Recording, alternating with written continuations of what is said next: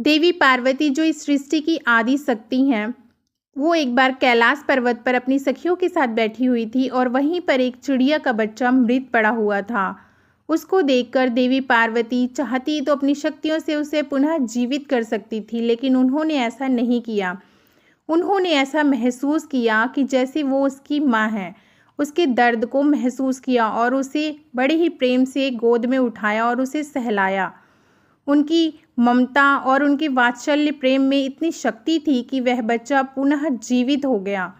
और इसी घटना से उन्होंने महसूस किया कि जब एक चिड़िया के बच्चे के लिए उनके मन में इतनी ममता है, तो सोचो अगर उनकी खुद की संतान होगी तो उनका मातृ प्रेम कितना गहरा होगा। इसी अनुभव को लेकर उन्होंने अपने शरीर पर लगे चंदन के लेप से एक प्रतिमा तैयार की और फिर उसमें जान फूंक दी। तो ऐसे हुआ भगवान गणेश का जन्म।